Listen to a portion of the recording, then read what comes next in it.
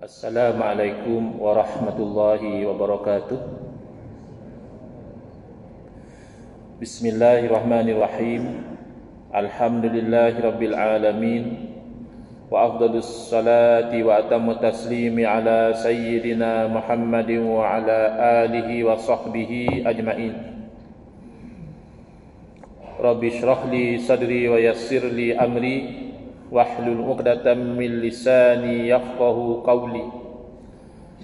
Subhanaka la ilma lana illa ma 'allamtana innaka antal alimul hakim. Allahumma akhrijna min zulumatil wahmi wa akrimna binuril fahmi waftah alaina bima'rifatil ilmi wa sahhil akhlaqana bil hilm. وَجَعَلْنَا مِمَّنْ يَسْتَمِعُونَ الْقَوْلَ فَيَتَّبِعُونَ أَحْسَنَهُ. اللهم آت نفوسنا تقواها وزكها أنت خير من زكاها أنت وليها ومولاها. اللهم أرنا الحق حقا وارزقنا اتباعه وأرنا الباطل باطلا وارزقنا اجتنابه. Allahumma anfa'na bima 'allamtana wa 'allimna ma yanfa'una wa zidna ilma wa huda. Amma ba'd. Alhamdulillah, muslimin muslimat, hadirin hadirat yang saya hormati. Moga-moga kita semua dirahmati dan diberkati oleh Allah Subhanahu wa taala. Dan moga-moga kita semua dikurniakan oleh Allah Subhanahu wa taala kefahaman yang baik di dalam urusan agama dan keikhlasan yang mantap dalam menuju ridha Allah Subhanahu wa taala. Dan moga-moga Allah taala kurniakan kepada negara kita ini dipimpin oleh pemimpin yang mukmin dan bertakwa kepada Allah Subhanahu wa taala. Malam ni insya-Allah kita akan menyambung pengajian kuliah Maghrib bulanan hari Isnin yang ketiga. Anjuran Masjid Al-Ansar Taman Keramat menggunakan kitab Nurul Huda, Cahaya Hidayah, yang disusun oleh guru saya Al-Fadhil Ustaz Haji Adnan bin Haji Muhammad Samman hafizahullah ta'ala wa nafa'ana bihi wa bi'ulumihi fid daraini amin.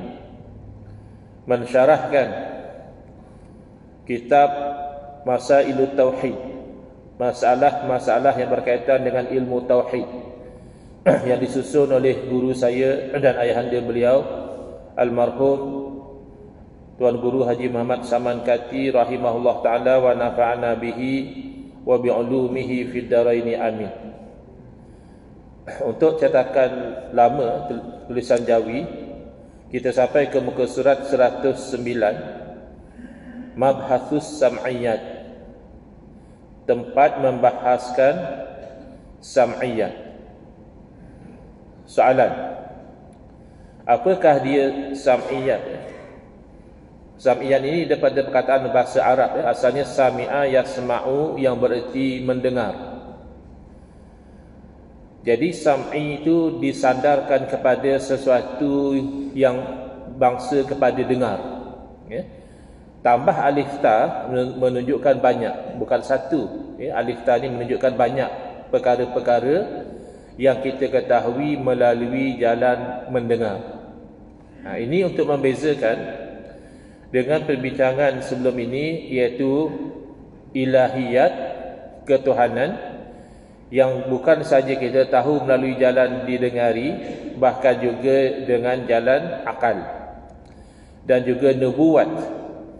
Sedangkan sam'iyat ini ialah perkara yang tidak didapati hukum-hukumnya, iaitu penetapan atau penafiannya, melainkan daripada syarak, dan tidak diambil atau diketahui akan dia melainkan daripada wahyu. Berbeza misalnya dengan ilahiyat, ketuhanan, iaitu kita tahu bahawa Allah Subhanahu wa taala wujud, dan bahawa Allah taala wujud tanpa ada permulaan, dan bahawa Allah taala wujud tidak akan binasa, dan seterusnya.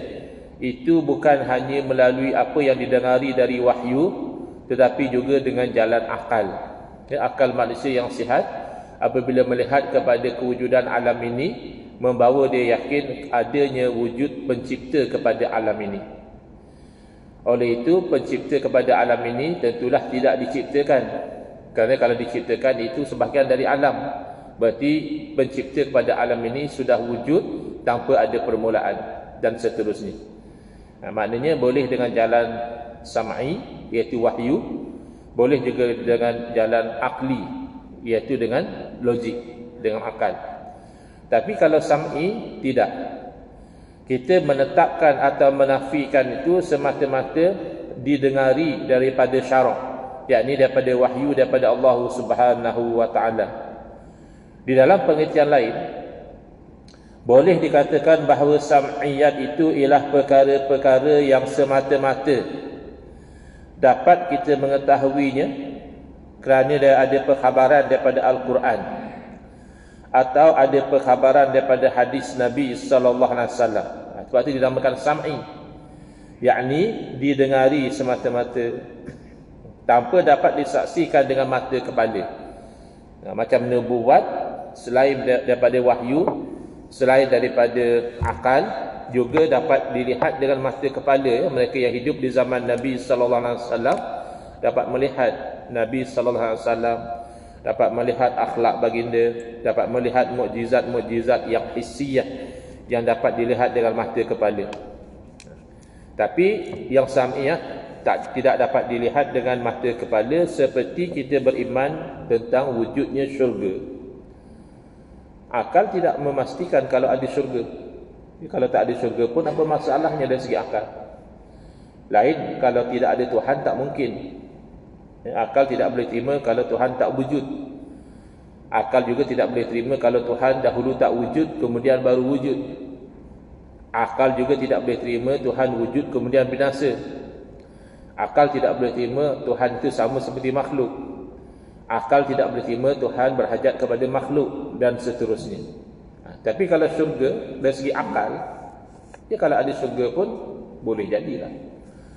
Kalau tak ada syurga pun akal kata ya boleh jadi. Akal. Tapi adakah boleh kita terus berpegang dengan boleh jadi itu setelah datangnya wahyu? Sudah tidak boleh. Kerana wajib kita beriman kepada sam'iyat ini.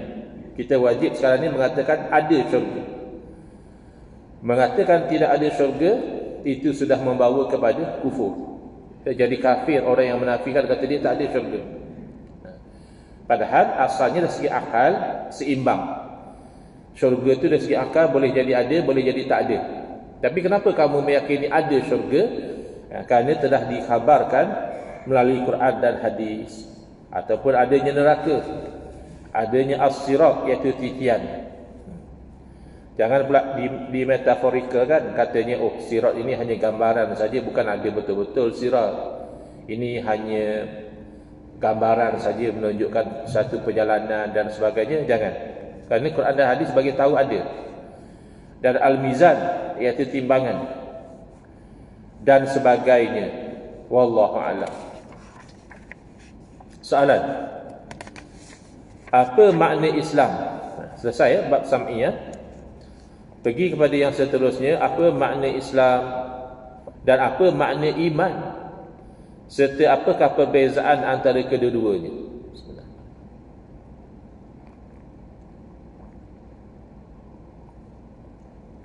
Bahkan di peringkat sekolah pun kalau kita dah diajar dan belajar bahawa rukun iman ada 6, rukun Islam ada 5, kan lain. Jadi apa makna Islam dan apa makna iman dan apa beza dia? Jawapan, Islam itu ialah menjunjung perintah Allah Subhanahu wa taala dengan anggota yang zahir, iaitu menurut atau mengerjakan barang yang, yakni sesuatu yang disuruh, yang didatangkan oleh Rasulullah sallallahu alaihi wasallam daripada segala pekerjaan agama. Ini kita patuh, kita ikut. Macam mana patut nak ikut? Ya, dengan anggota zahir kita lah. Apa yang Allah suruh buat, kita buat. Macam kita sembahyang pada maghrib tadi, itu sebahagian dari Islam. Ya, bahkan bila disebut bunyal Islamu ala khamsin, terbina Islam itu atas 5 yang selepas daripada syahadah adalah mendirikan solat. Itu sebahagian dari Islam. Serta meninggalkan akan segala larangan Allah dan Rasulnya. Kenapa sekarang kita tidak minum arak? Mungkin kita tak suka, tak pernah minum.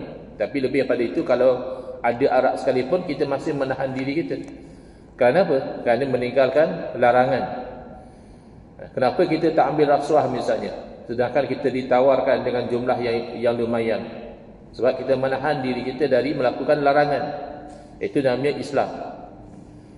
Dan ilmu yang mana kita belajar tentang Islam ini namanya ilmu fiqh. Supaya kita tahu ini wajib kena buat, ini sunat eloknya buat, ini harus terpulanglah nak buat atau tak buat, ini makruh seeloknya jangan buat, ini haram memang tak boleh buat. Itu domain ilmu fiqh. Sementara makna iman ialah membenarkan dengan hati, at-tasdiqu bil qalbi, membenarkan dengan hati. Membenarkan apa? Akan Allah dan Rasul-Rasulnya. Membenarkan juga segala perkhabaran yang disampaikan oleh Rasulnya sallallahu alaihi wasallam daripada pekerjaan-pekerjaan agama seperti i'tiqad, ibadah, muamalat dan sebagainya. Jadi rupanya iman ini, kalau Islam tadi kerja anggota zahir, iman ini adalah kerja anggota batin, iaitu hati. Hati percaya kepada Allah, percaya kepada Rasul, dan percaya juga kepada perkhabaran yang disampaikan oleh para Rasul. Misalnya Rasul beritahu solat itu wajib, kita percaya. Rasul beritahu bahawa puasa bulan Ramadan itu wajib, kita percaya. Rasul beritahu bahawa minum arak, berjudi, berzina dan sebagainya itu haram, itu kita percaya. Rasul beritahu jangan berpecah belah, jangan bergaduh, nanti kamu jadi lemah, kita percaya. Cuma kita tak berapa nak amalkan. Kita masih bergaduh, berpecah belah, lalu kita jadi lemah. Itu menunjukkan kebenaran. Dalam Al-Quran, wala tanaza'u fatafshalu fatazhaba rihukum, jangan kamu itu tanazu', berbantah-bantah, berpecah belah, nanti kamu jadi gagal dan hilang kekuatan kamu. Kita percaya. Tapi mungkin ada kelemahan pada kepercayaan kita sehingga kita tidak mengamalkan. Maka antara iman dan Islam itu tidak ada apa-apa perbezaan daripada satu sudut, iaitu sama-sama itu menunjukkan kepada kita itu beriman dan beramal, ya, dengan apa yang dibawa oleh Rasulullah SAW. Cuma pada hakikatnya adalah perkara yang sama. Kalau orang nak beramal saja tak mahu beriman, tak jadi. Ataupun beriman saja tak beramal juga tak sempurna. Kan dalam Al-Quran selalu digandingkan, innal ladzina amanu wa amilus solihat, innal ladzina amanu wa amilus solihat. Gandingannya dua. Dan orang-orang yang beriman dan beramal soleh. Jadi amal soleh itu Islam. Amal soleh bukan saja buat baik, amal soleh juga merangkumi meninggalkan perkara yang haram. Kalau hendak kita takrifkan dengan perkataan yang lain, maka bolehlah kita katakan bahawa iman ini perkara yang batin di hati dan di fikiran, sedangkan Islam itu ialah perkara yang zahir, yakni perlakuan anggota tubuh badan. Ada orang cuba nak memisah-misahkan. Kata dia, tak apalah, saya tak tutup aurat pun, yang penting saya itu beriman kepada Allah. Allah tahu hati saya baik, ya. Cuma zahir saya saja macam ini. Jangan macam itu. Memang betul Allah tahu dalam hati kita. Memang betul ada orang buat maksiat tapi dia masih beriman. Tapi bukan satu justifikasi untuk dia mengatakan tak mengapalah yang zahir tu dia tidak ikut Islam, janji batin dia beriman, itu tidak memadai, ya. Beriman itu penting, beramal dengan natijah dari keimanan itu, iaitu patuh taat kepada syariat juga penting. Soalan, apa erti qada dan qadar dan bagaimana kita beriman dengan keduanya? Jadi ini memfokus pada rukun iman yang ke-6, dan ini penting, dan bahkan ini juga menjadi tempat kegelinciran, iaitu tempat sebahagian umat Islam tergelincir dari akidah Ahlussunnah wal Jamaah kerana gagal menerima konsep qada dan qadar sebagaimana yang dibawa oleh Rasulullah sallallahu alaihi wasallam. Baik. Apa erti qada dan apa erti qadar? Dan bagaimana kita beriman dengan kedua-duanya? Jawapan. Qada itu pengertian dari segi bahasa ialah hukuman atau ketentuan. Kalau mahkamah buat keputusan, dari segi bahasa Arab tu namanya qada. Sebab itu yang buat keputusan namanya qadi. Dia buat keputusan. Jadi asal makna dari segi bahasa adalah hukuman atau ketentuan. Dan qadar itu pengertian pada bahasa adalah sukatan. Sedikit atau banyak. Kan orang Melayu pun kadang kata macam itu. Orang Melayu dia dah adopt perkataan bahasa Arab. Dia kata jemput datang ke rumah saya buat jamuan, tapi tak adalah besar-besar sangat, ala qadar saja, kan? Ala qadar. Ala qadar tu asalnya bahasa Arab. Ala tu makna atas, qadar tu makna sukatan. Ala qadar makna ikut sukatan. Makna tak adalah buat jamuan besar-besar, ikut kemampuan saya sajalah. Macam tu, ala qadar. Jadi kalau qada tu maknanya hukuman, ketentuan, ketetapan atau keputusan. Qadar itu dari segi bahasa adalah sukatan. Setakat mana? Sikit ke, banyak ke, berat ke, ringan ke, tinggi ke, pendek ke, itu ada qadar dia. Tetapi yang dimaksudkan pada istilah ulama tauhid, qada itu iaitu iradatullah ta'ala bagi sesuatu perkara daripada azali, iaitu apa perkaranya dan apa yang lazim baginya. Jadi qada itu dari segi pengertian ilmu tauhid kembali kepada iradatullah, kehendak Allah bagi sesuatu perkara. Kita masih tak dapat lagi kepastian kerajaan persekutuan ni siapa yang akan bentuk, tapi dari segi hakikat sudah ada qada di situ. Sekarang kita tak tahulah, sebab kita tak boleh nak meneka takdir. Orang-orang politik pun hanya usaha-usaha saja, bincang sana bincang sini, cuba gabung sana, cuba gabung sini, nanti jumpa yang teragung dari segi perlembagaan, nanti yang teragung akan lantik Perdana Menteri. Itu zahir. Hakikatnya nanti bila sudah terbentuk, sama ada kita suka atau tak suka, kita reda atau tak reda, dari segi hakikat itu ada iradatullah. Di situ ada kehendak Allah di situ. Bahkan kan kita dalam setengah wirid kita baca Allahumma malikal mulki tu'til mulka man tasha'u wa tanzi'ul mulka mimman tasha'. Ya Allah yang memiliki kerajaan, Engkau yang beri kerajaan pada siapa yang Kau kehendaki. Bukan mesti baik, yang penting Allah nak dia naik. Mungkin sebagai bayangan kepada rakyat, sebagaimana yang disebut oleh Al-Imam Fakhruddin Ar-Razi rahimahullah ta'ala dalam menafsirkan firman Allah Ta'ala, wa kadzalika nuwalli ba'daz zalimina ba'dha. Demikianlah kami mengangkat sebagai pemimpin sebahagian orang yang zalim itu menjadi pemimpin kepada sebahagian orang zalim yang lain. Maka kata Imam Fakhruddin Ar-Razi, ayat ini menjadi dalil bahawa rakyat itu apabila mereka melakukan kezaliman, maka Allah akan angkat pemerintah yang zalim seperti mereka. Dan sekiranya mereka ingin membebaskan diri daripada pemerintah yang zalim itu, hendaklah mereka terlebih dahulu meninggalkan kezaliman yang mereka lakukan.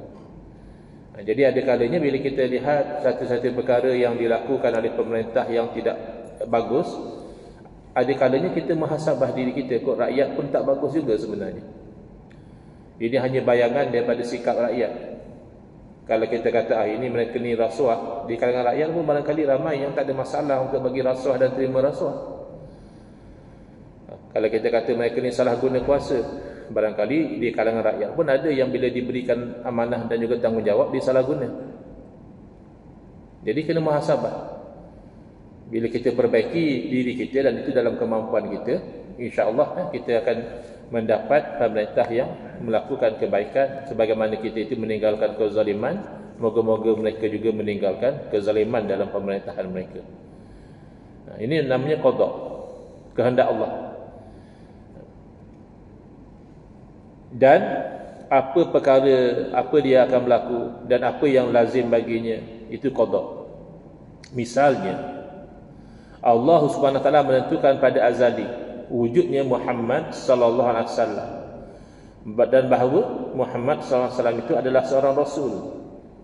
Maka yang demikian itu tidak bersalahan lagi berlakunya, sebab Allah dah kehendak macam tu.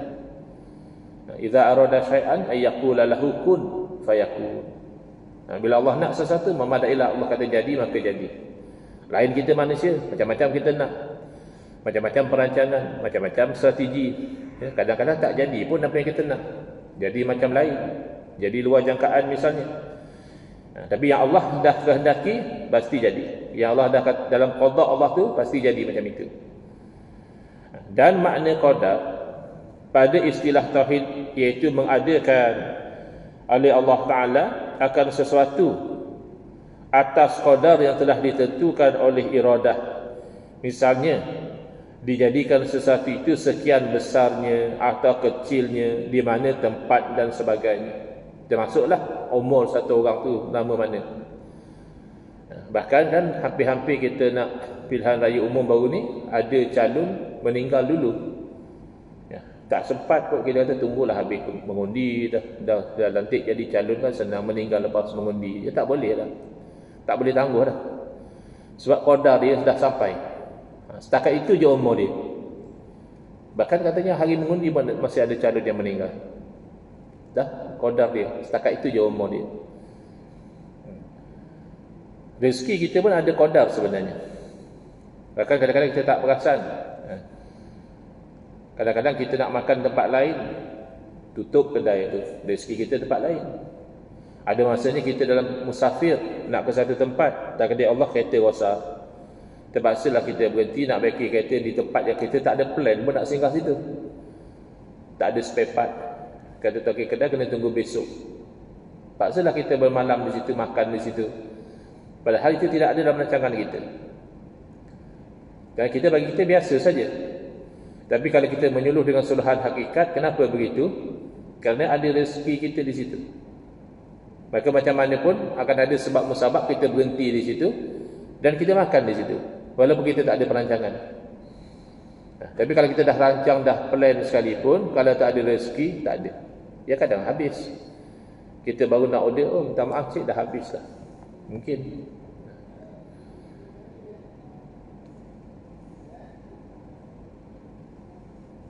Bermula beriman dengan keduanya, qada dan qadar itu adalah wajib. Mana kalau orang kata mana ada qada qadar, kita sendiri yang buat, kita dapat lah. Kita rajin, kita rezeki kita banyak. Kalau kita tak rajin, rezeki kita sikit. Itu hanya sebab musabab. Ada je orang yang rajin dapat harta banyak, rezeki tak banyak. Kenapa? Sakit. Bila sakit masuk ICU, bila masuk ICU tak boleh makan. Padahal dari segi duit nak beli makanan banyak mana pun boleh. Tapi dah rezeki dia banyak tu. Ada orang miskin tapi badan sihat, dapat nasi panas pinggan, ikan kering, cicak sambal belacan, alhamdulillah, masya-Allah. Licin, berpeluh-peluh lagi makan. Rezeki dia. Walaupun dari segi duit dia cukup-cukup saja, tapi rezeki dia ada. Kalau kerana duit, harta, sepatutnya orang kaya tak payah mati, duit banyak lagi kan. Kenapa orang kaya mati juga? Orang miskin dia tak payah hidup. Kenapa orang miskin ada je ramai yang panjang umur? Sebab rezeki masing-masing. Walaupun masih muda, masih sihat, masih gagah, mati dia kalau rezeki dia dah habis. Kalau dah tua pun, dah berpenyakit lama pun, ada kadang-kadang saya dengar cerita yang suami isteri yang sakit, suami isteri jaga, ya, dah mati isteri dulu. Suami yang sakit dah bertahun hidup lagi, isteri yang jaga suami yang mati dulu. Bahkan pengalaman saya sendiri, tahun 95, ibu saudara saya melahirkan anak, kemudian dipanggil apa, tumpah darah, keluar darah banyak, koma, dan masuk ICU. Kemudian kami ziarah, termasuk ibu saya pada masa itu ziarah. Jadi doktor beritahu kepada ibu saya, kata doktor, adik puan ni dah teruk, kata dia. Saya cadangkan puan banyakkan baca Yasin. Jadi fahamlah kalau doktor suruh baca Yasin, maknanya pada penilaian doktor mungkin dah tak ada harapan lah. Jadi kami dalam 4-5 orang atau 5-6 orang duduk di sekeliling ibu saudara saya, sama-sama baca Yasin. Itu adalah 1995. Sekarang dah 2022. Maknanya dah 27 tahun berlalu. Ibu saudara saya masih hidup. Dan yang baca Yasin tu dah mati semua. Tinggal saya seorang lah yang masih bersaing lagi dengan ibu saudara saya, mana siapa yang hidup dulu, meninggal dulu. Selain daripada saya ingat saya yang baca Yasin semua dah mati. So jangan confident sangat yang baca Yasin pun. Sebab yang baca Yasin tu rezeki dia dah setakat tu, habislah. Adapun ibu saudara saya, rezeki dia masih ada. That's why dia masih hidup. Itu hakikatnya. Doktor bolehlah buat perkiraan ikut ilmu dia, ikut kajian dia. Kalau macam ni dah tak ada harapan, kalau macam ni dah tak ada ubat, itu kajian dia. Hakikat di sisi Allah, rezeki itu Allah dah tetapkan.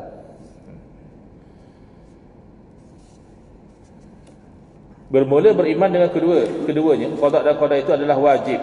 Bahkan jadi kufur orang yang menolak takdir Allah ini, iaitu membenarkan bahawa segala perkara yang berlaku dan wujud di alam ini, baik ataupun tidak, adalah dengan ketentuan qada dan qadar daripada Allah Ta'ala semata-mata. Tapi tak menafikan usaha ikhtiar. Jangan mentang-mentang rezeki di tangan Allah kita tak usaha ikhtiar. Usaha ikhtiar itu tanggungjawab kita. Allah letak kita pada posisi apa? Pada posisi kita kena bekerja baru dapat rezeki. Ya, bekerja. Kita kena raikan Allah letak kita pada posisi mana. Kalau ada orang Allah letakkan dia pada posisi tak bekerja pun boleh makan. Mungkin dapat harta pusaka banyak, mungkin ditinggalkan rumah sewa dan sebagainya. Dia tak perlu kerja pun dia boleh dapat rezeki. Silakan kalau tak nak bekerja.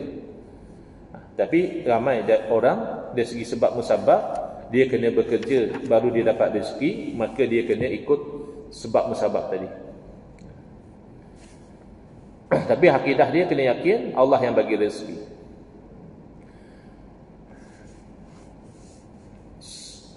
Sama ada baik, yakni bahagia. Ini baik yang paling besar, iaitu sa'adah, beriman, taat. Itu juga takdir Allah. Itu dikurniakan iman dan taat. Sementara untung jahat, mana ada untung jahat dia sepatutnya. Untung baik, untung jahat. Kalau kita faham untung baik, rugilah jahat. Ada mana untung jahat. Tapi untung sini macam nasib ya. Habuan yang jahat itu juga sebenarnya adalah qada dan qadar daripada Allah Ta'ala. Apa dia habuan yang jahat tu? Kufur dan maksiat. Macam tu kita bolehlah redha dengan kekufuran. Sebab tu takdir Allah. Tak boleh.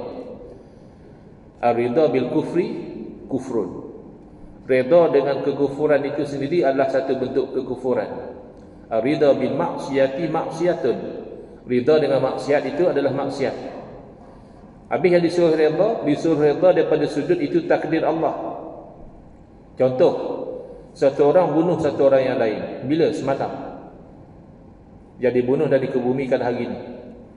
Adakah kita boleh redha dengan pembunuhan itu? Tak boleh. Sebab pembunuhan itu maksiat. Tapi kita redha dengan itu sebagai takdir, dan ditakdirkan hamba Allah itu mati dibunuh, itu wajib. Kita wajib redha. Tapi maksiat tadi kita tak boleh redha. Kita kena benci kepada pembunuhan itu.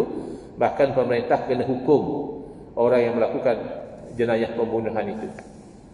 Kena beza ya. Ada beza antara redha dengan takdir, itu dituntut. Dengan redha kepada maksiat, itu dilarang. Apatah lagi redha dengan kekufuran, itu juga dilarang. Bahkan membawa kepada kufur. Di sini kita bawakan kata-kata Al-Syekh Burhanuddin Ibrahim bin Burhan Al-Laqani rahimahullah ta'ala di dalam kitabnya Jawharatut Tauhid. Fa khaliqun li abdihi wa ma amil muwafiqun liman arada an yasil wa khadil liman arada ba'dahu wa munjizun liman arada wa'dahu fawza sa'idi indahu fil azal kadza syaqiyyu thumma lam yantakil. Apa artinya? Maka Allah Ta'ala itulah yang menciptakan hamba-Nya dan apa yang dilakukan oleh mereka. Jangan ikut macam Qadariyah atau Mu'tazilah.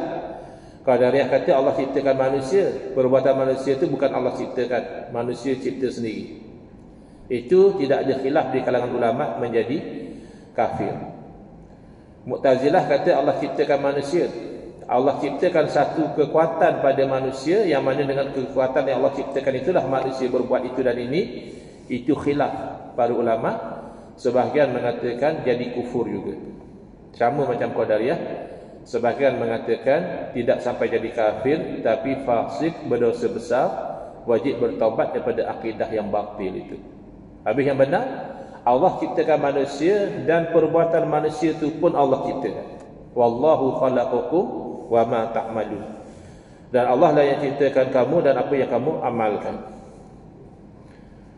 Allah juga memberi taufik kepada mereka yang dikehendaki sampai ke hadrat ridha-Nya. Dialah juga menghinakan orang yang dikehendaki menjauhi daripada hadrat-Nya. Macam mana? Kita usahalah, dakwahlah, doalah. Tapi kalau dah dia tu orang yang tak dapat taufik, macam mana kita dakwah pun dia tak akan nampak. Tapi kalau dia tu orang yang dapat taufik daripada Allah, satu masa dia akan berubah. Dia akan jadi baik. Dialah juga yang meluluskan siapa-siapa yang dikehendaki memperoleh janjinya. Janji ni maknanya janji yang baik, dapat syurga. Kejayaan yang berbahagia di sisinya pada azali. Begitu juga yang celaka. Yang celaka, yang dapat dosa masuk neraka juga hakikatnya sudah ditakdirkan oleh Allah Ta'ala. Kemudian tiadalah sekali-kali bertukar qada dan qadarnya. Apa yang dah ditakdirkan Allah dari azali, itu tak akan berubah. Jadi hadap je lah. Ya, nak buat macam mana? Terima je lah. Usaha, kena usaha. Ikhtiar, itu tugas kita. Tapi bila dah berlaku, kena redha lah. Daripada sudut ianya takdir Allah. Lepas tu, usaha lagi. Sampai bila? Sampai mati lah. Persoalan, kalau semua telah ditetapkan dan tidak akan berubah, maka apakah perlu kita berikhtiar dan berdoa? Dah kata semua Allah dah tetapkan. Ya Allah tetapkan, dah tak akan berubah lagi. Tak payahlah kita usaha. Tunggu je lah takdir Allah. Tak payahlah kita doa. Kalau ada orang tanya macam itu, maka jawabnya ialah kita dikurniakan oleh Allah akal dan fikiran, dan kita tiada mengetahui betapakah nasib kita yang sebenarnya. Kita nak kata serah pada takdir, kita tak tahu takdir. Ya, tak tahulah Allah takdirkan saya ni semayang ketika Isyak ni. Mana kita tahu lah, semayang je lah. Kamu ada akal, kamu faham sembahyang itu wajib, ya usahalah. Pergi ambil uduk, pergi solat. Kalau kamu nak kata saya dah ditakdirkan tak solat, mana kamu tahu? Dengan sebab itu perlulah kita berusaha dan berikhtiar memilih dan melakukan kebaikan dan menghindari kejahatan. Dan kita disuruh berdoa, kerana doa itu adalah ibadah. Wallahu alam. InsyaAllah kuliah akan datang di muka surat 114, beza antara yang mu'allaq dan yang mubram. Bismillahirrahmanirrahim. Alhamdulillahirabbil alamin, wassalatu wassalamu ala asyrafil anbiya'i wal mursalin wa ala alihi washabbihi ajmain. Allahumma shrah sudurana wa ahsin akhlaqana wa azim ujurana wa nawwir qulubana bi nuri hidayatika kama natarada bi nuri syamsika abadan abada bi rahmatika ya arhamar rahimin. Walhamdulillahirabbil alamin. Amin ya rabbal alamin.